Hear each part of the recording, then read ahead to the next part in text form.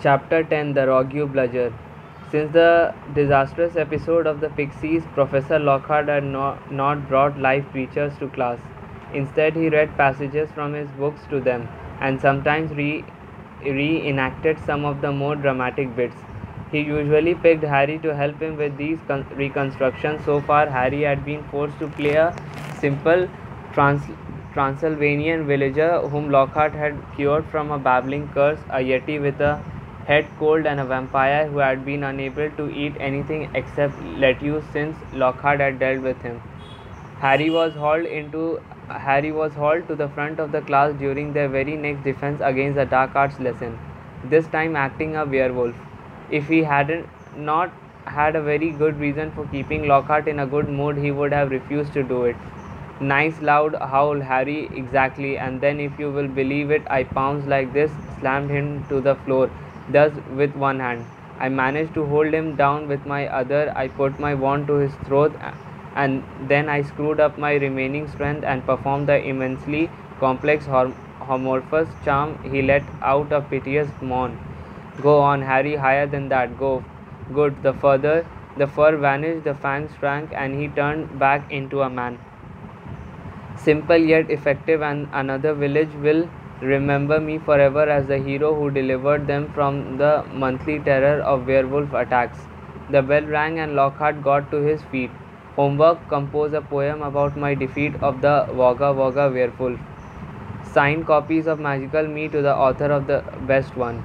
The class began to leave. Harry returned to the back of the room where Ron and Hermione were waiting. Ready? Harry muttered. Wait till everyone's gone, said Hermione nervously. All right. She approached Lockhart's desk, a piece of paper clutched tightly in her hand, Harry and Ron right behind her. Professor Lockhart, Hermione stammered. I wanted to get this book out of the library just for background reading. She held out the piece of paper, her hand shaking slightly. But the thing is, it's in the restricted section of the library, so I need a teacher to sign for it. I am sure it would help me understand what you say in Gadding with Gowls about slow acting venoms. Gadding with Gowls, said Lockhart, taking the note from Hermione and smiling widely at her. Possibly my very favorite book. You enjoyed it? Oh, yes, said Hermione eagerly. So clever the way you trapped the last one with the tea strainer. Well, I'm sure no one will mind me giving the best student of the year a little extra help, said Lockhart warmly, and he pulled out an enormous peacock quill. Yes, nice, isn't it? He said, misreading the revolted look on Ron's face. I usually save it for book signings. He scrawled an enormous loopy signature on the note and handed it back to Hermione. So Harry and said Lockhart, while Hermione folded the note with fumbling fingers and slipped it into her bag. Tomorrow is the first Quidditch match of the season. I believe Gryffindor against Slytherin, is it not? I hear you are a useful player. I was a seeker too. I was asked to try for the national squad, but preferred to dedicate my life to the eradication of the dark forces. Still, if ever you feel the need for a little private training, don't hesitate to ask always. Always happy to pass on my expertise to less able players. Harry made an indistinct noise in his throat and then hurried off Ron and Hermione. I don't believe it, he said as the three of them examined the signature of the note. He didn't even look at the book we wanted. That's because he's a brainless git, said Ron. But who cares? We have got what we needed. He is not a brainless git, said Hermione shrilly as they half ran towards the library. Just because he said you were the best student of the year. They dropped their voices as they entered the muffled stillness of the library. Madam Payne, the librarian, was a thin, irritable woman who looked like an underfed vulture. Moste potente potions, she repeated suspiciously, trying to take the note from Hermione, but Hermione wouldn't let go. I was wondering if I could keep it, she said breathlessly. Oh, come on, said Ron, wrenching it from her grasp and thrusting it at Madame Pence. We will get you another autograph. Lockhart will sign anything if it stands still long enough. Madame Pence held the note up to the light as though determined to detect a forgery, but it passed the rest. She she stalked away between the lofty shelves and returned several minutes after carrying a large and moldy looking book. Hermione put it carefully into a bag and they left, trying not to walk too quickly or look too guilty. 5 minutes later, they were barricaded in Moaning Myrtle's out of order bathroom once again. Hermione had overridden Ron's objections by pointing it out that it was the last place anyone in their right minds would go, so they were guaranteed some privacy. Moaning Myrtle was crying noisily in her stall, but they were ignoring her and she them. Hermione opened Moste Potente potions carefully, and the three of them bent over the damp spotted pages. It was clear from a glance why it belonged in the restricted section. Some of the potions had effects almost too gruesome to think about, and there were some very unpleasant illustrations which included a man who seemed to have been turned inside out and a witch sprouting several extra pairs of arms out of her head. Here it is, said Hermione excitedly as she found the page headed the Polyjuice potion. It was decorated with drawings of people halfway through transforming into other people. Harry sincerely hoped the artist had imagined the looks of intense pains on their faces. This is the most complicated potion I have ever seen, said Hermione as they scanned the recipe. Lacewing flies, leech, leeches, fluxweed, and knotgrass, she murmured, running her finger down the list of ingredients. Well, they are easy enough. They are in the student store cupboard. We can help ourselves. Oh, look, powdered horn of a bicon. Don't know where we are going to get that shredded skin of a boom slang. That will be tricky too, and of course a bit of whoever we want to change into. Excuse me, said Ron sharply. What do you mean, a bit of whoever we are changing into? I am drinking nothing with Krabby's toenails in it. Hermione continued as though she had not heard him. We don't have to worry about that yet, though, because we add those bits last. Ron turned speechless to Harry, who had another worry. Do you realize how much we are going to have to steal, Hermione? Shredded skin of a boomslang, that's definitely not in the student's cupboard. What are we going to do? Break into Snape's private stores? I don't know if this is a good idea. Hermione shut the book with a snap. Well, if you two are going to chicken out, fine, she said. They were there were bright pink patches on her cheeks, and her eyes were brighter than usual. I don't want to break rules, you know. I think threatening muggle bonds is far worse than brewing up a difficult potion. But if you don't want to find out if it's Malfoy, I will go straight to Madam Pince now and hand the book back in. I never thought I did see the day when you did be persuading us to break rules, said Ron. Alright, we will do it, but not toenails, okay? How long will it take to make? Anyway, said Harry as Hermione, looking happier, opened the book again. Well, since the flux weed has got to be picked at the full moon and the wings have got to be stewed for 21 days, I did say it did be ready in about a month and we can get all the ingredients. A month, said Ron. Malfoy could have attacked half the muggle bonds in the school by then. But Hermione's eyes narrowed dangerously again and he added swiftly, but it's the best plan we have got, so full steam ahead, I say. However, while Hermione was checking that the coast was clear for them to leave the bathroom, Ron muttered to Harry, it will be a lot less hassle if you can just knock Malfoy off his broom tomorrow. Harry woke early on Saturday morning and lay for a while thinking about the coming Quidditch match. He was nervous mainly at the thought of what would say if Gryffindor lost, but also at the idea of facing a team mounted on the fastest racing brooms gold could buy. He had never wanted to beat Slytherin so badly. After half an hour of lying there with his insides churning, he got dressed and went down to breakfast early, where he found the rest of the Gryffindor team huddled at the long empty table, all looking uptight and not speaking much. As even as 11 o'clock approached, the whole school started to make its way down to the Quidditch stadium. It was a muggy sort of a day with a hint of thunder in the air. Ron and Hermione came hurrying over to wish Harry good luck as he entered the locker rooms. The team pulled on their scarlet Gryffindor robes, then sat down to listen to Wood's usual pre-match pep talk. Slytherin has better brooms than us, he began. No point denying it, but we have got better people on our brooms. We have trained harder than they have. We have been flying in all weathers. Too true, muttered George Weasley. I haven't been properly dry since August, and we are going to make them rue the day they let that little bit of slime Malfoy buy his way onto their team. Chest heaving with emotion, Wood turned to Harry. It will be down to you, Harry, to show them that a seeker has to have something more than a rich father. Get to that snitch before Malfoy or die trying. Harry, because we have got to win today. We have got to. No, so no pressure, Harry said Fred winking at him. As they walked out onto the pitch, a roar of noise greeted them, mainly cheers because Ravenclaw and Hufflepuff were anxious to see Slytherin beaten, but the Slytherins in the crowd made their boos and hisses heard.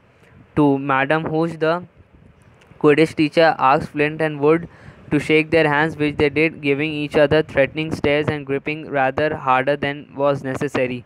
On my whistle, said Madam Hooch, 3, 2, 1, with a roar from the crowd to speed them up. Forward, the 14 players rose towards the leaden sky. Harry flew higher than any of them, squinting around for the snitch. All right there, Scarhead, yelled Malfoy, shooting underneath him as though to show off the speed of his broom. Harry had no time to reply. At that very moment, a heavy black bludger came pelting towards him. He avoided it so narrowly that he felt it ruffle his hair as it passed. Close one, Harry, said George, streaking past him with his club in his hand, ready to knock the bludger back towards the Slytherin. Harry saw George give the bludger a powerful whack in the direction of Adrian Pussy, but the bludger changed direction in midair and shot straight for Harry again. Harry dropped quickly to avoid it, and George managed to hit it hard towards Malfoy. Once again, the bludger swerved like a boomerang and shot at Harry's head. Harry put on a burst of speed and zoomed towards the other end of the pitch. He could hear the bludger whistling along behind him. What was going on? Bludgers never concentrated on one player like this. It was their job to try and unseat as many people as possible.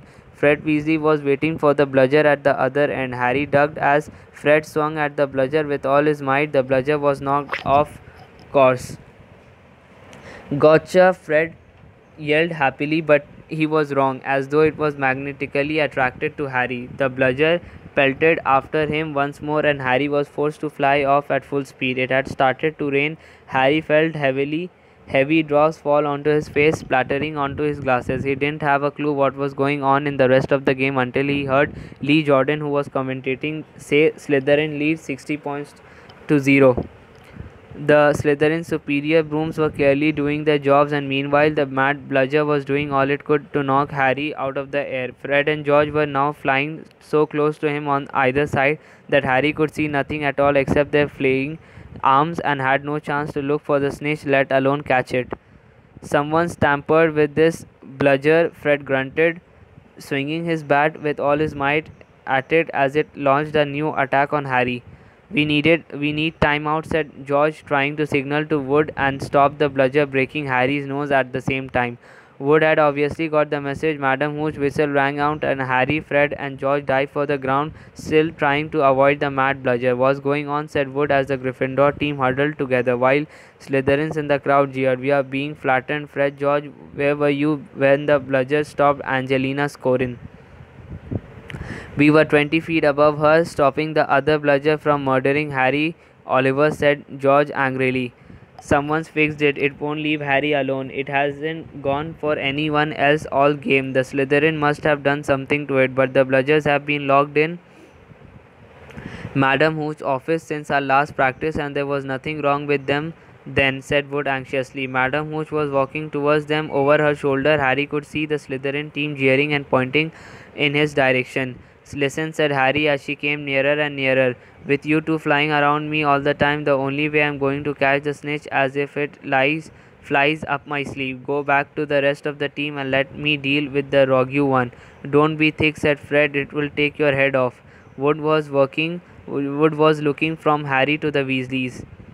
Oliver, this is insane, said Alicia Snippet angrily. You can't let Harry deal with that thing on his own. Let us for an inquiry. If we stop now, we will have to forfeit the match, said Harry, and we are not losing to Slytherin just because of a crazy bludger. Come on, Oliver, tell them to leave me alone. This is all your fault, said George said angrily to Wood. Get the snitch or die trying. What a stupid thing to tell him. Madam Hooch had joined them, ready to resume play. She asked Wood. Wood looked at the determined look on Harry's face. All right, he said. Fred, George, you heard Harry. Leave him alone and let him deal with the bludger on his own. The rain was falling more heavily now.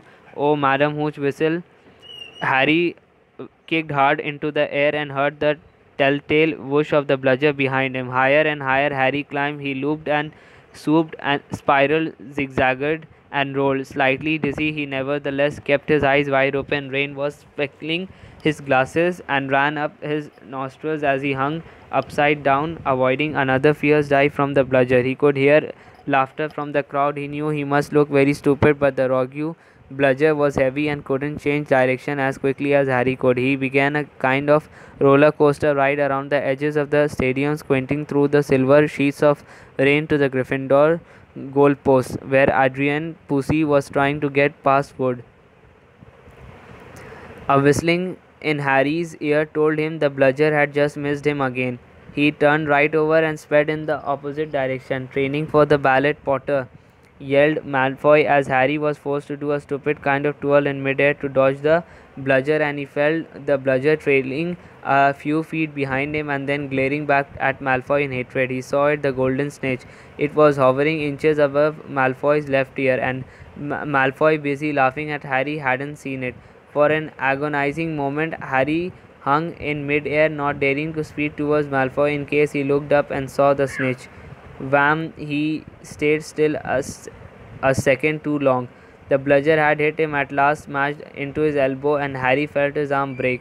Dimly dazed by the searing pain in his arm, he slid sideways on his rain-drenched broom, one knee still crooked over it, his right arm dangling useless at his side. The bludger came pelting back for a second attack, this time aiming at his face. Harry swerved out of the way, one idea firmly lodged in his numb brain.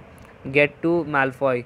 Through a haze of rain and pain, he dived for the shimmering, sneering face below him and saw its eyes widen with fear. Malfoy thought Harry was attacking him.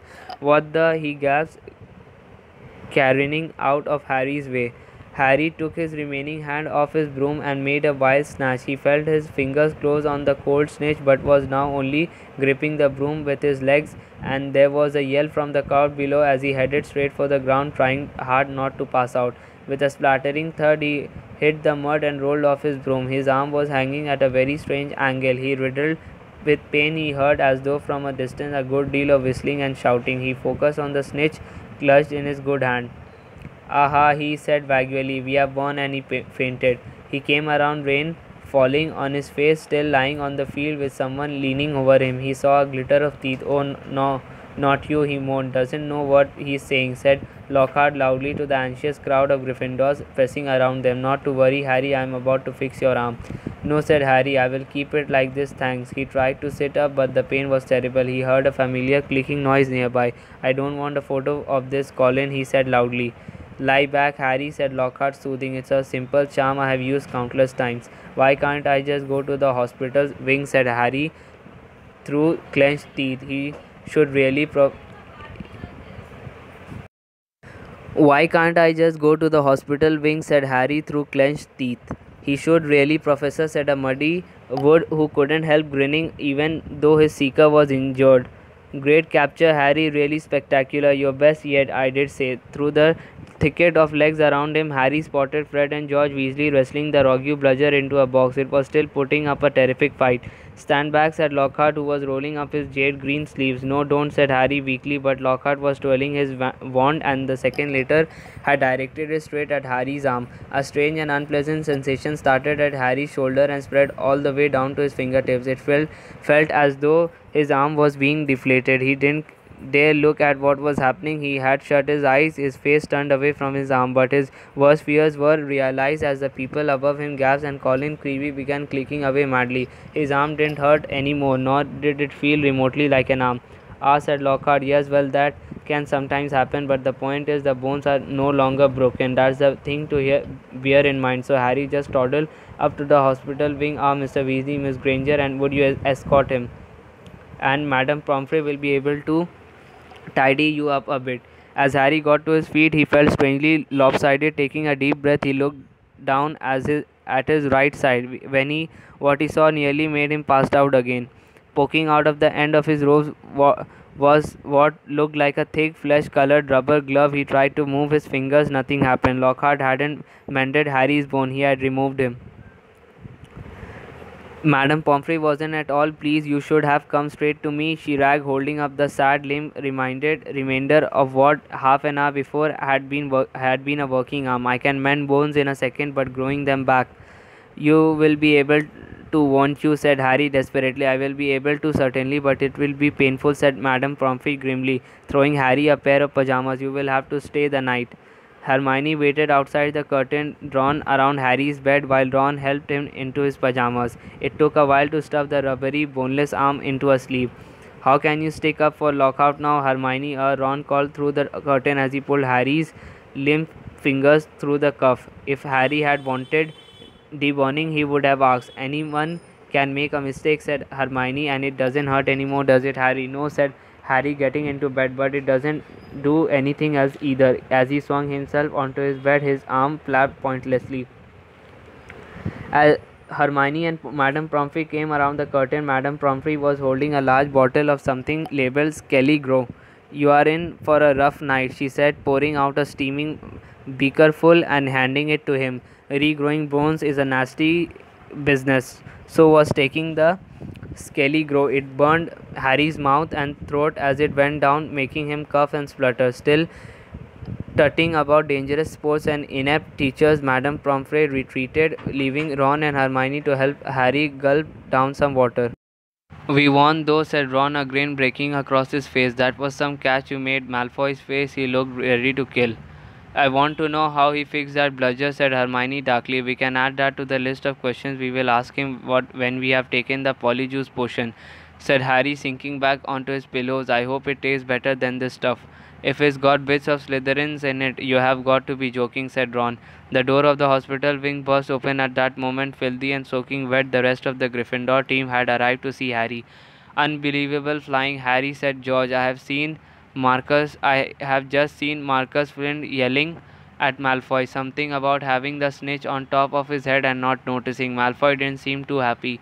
They had brought cakes, sweets, and bottles of pumpkin juice. They gathered around Harry's bed, and we were just getting started on what promised to be a good party when Madame Pomfrey came storming over, shouting, "This boy needs rest. He's got 30 bones to regrow. Out, out!" And Harry was left alone with nothing to distract him from the stabbing pains in his lip arm.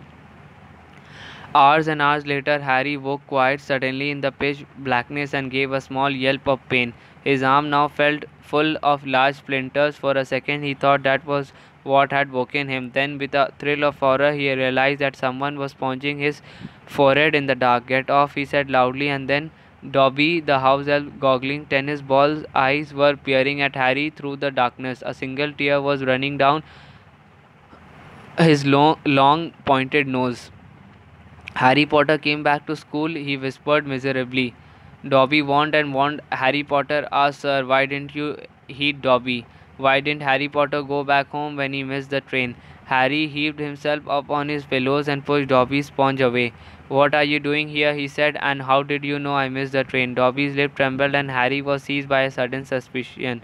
It was you, he said slowly. You stopped the barrier from letting us through. Indeed, yes, sir, said Dobby, nodding his head vigorously, ears flapping. Dobby hid and watched for Harry Potter and sealed the gateway, and Dobby had to iron his hands afterward.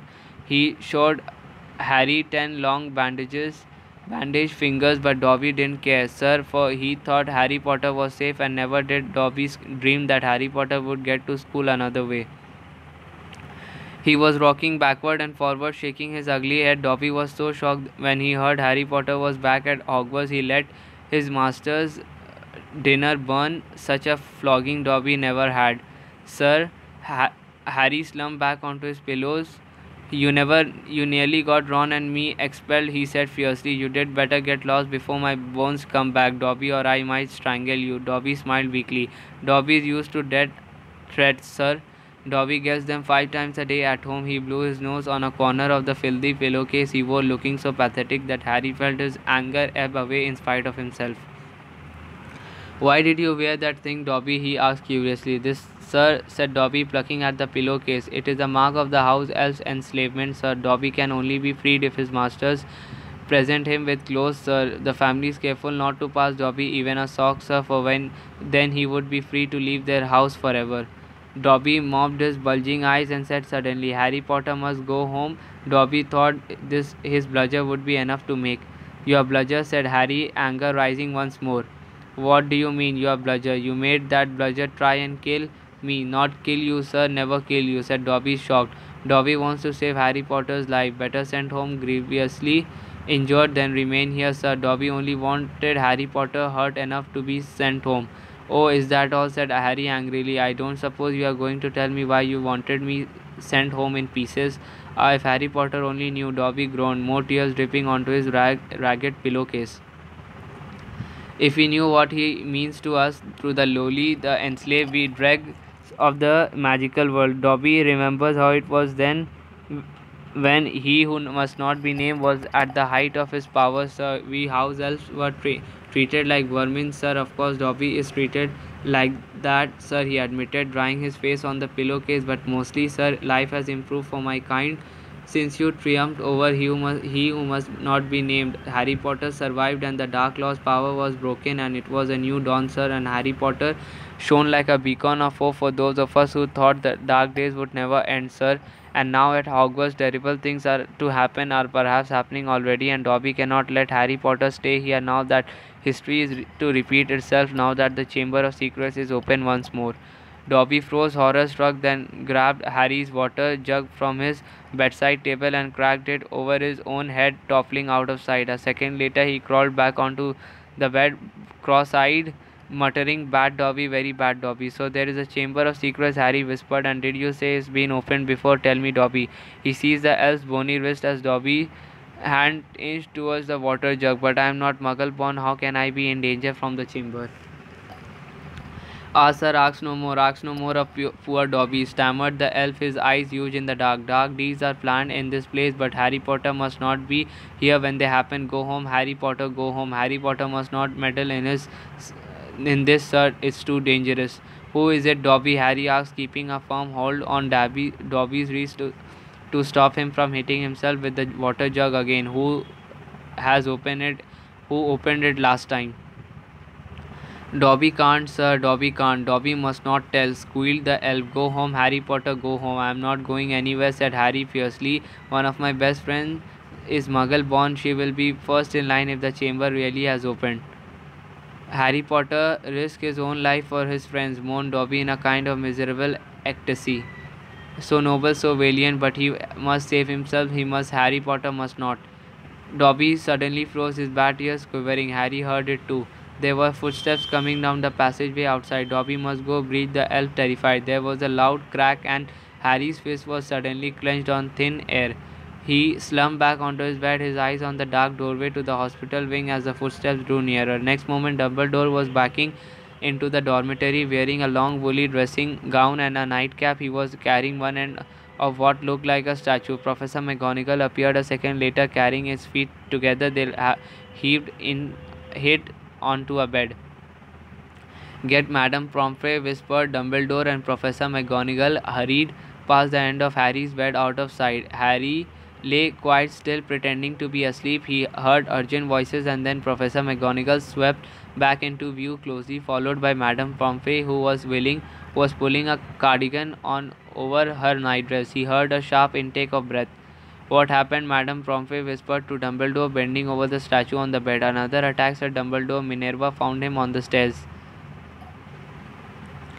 There was a bunch of graves next to him, said Professor McGonagall. We think he was trying to sneak up here to visit Potter. Harry's stomach gave a horrible lurch. Slowly and carefully he raised himself a few inches so he could look at the statue on the bed. A ray of moonlight lay across its staring face. It was Colin Creevey. His eyes were wide and his hands were stuck up in front of him, holding his camera. Petrified, whispered Madame Pomfrey.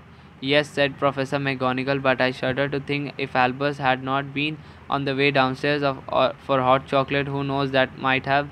The three of them stared down at Colin, then Dumbledore leaned forward and wrenched the camera out of Colin's rigid grip. You don't think he managed to get a picture of his attacker? Said Professor McGonagall eagerly. Dumbledore didn't answer. He opened the back of the camera. Good gracious, said Madame Pomfrey. A jet of steam had hissed out of the camera. Harry, 3 beds away, caught the acrid smell of burnt plastic. Melted, said Madame Pomfrey wonderingly. all melted. "What does this mean, Albus?" Professor McGonagall asked urgently. "It means," said Dumbledore, "that the Chamber of Secrets is indeed open again." Madame Pomfrey clapped her hand to her mouth. Professor McGonagall stared at Dumbledore. "But Albus, surely who?" "The question is not who," said Dumbledore, his eyes on Colin. "The question is how." And from what Harry could see of Professor McGonagall's shadowy face, she didn't understand this any better than he did.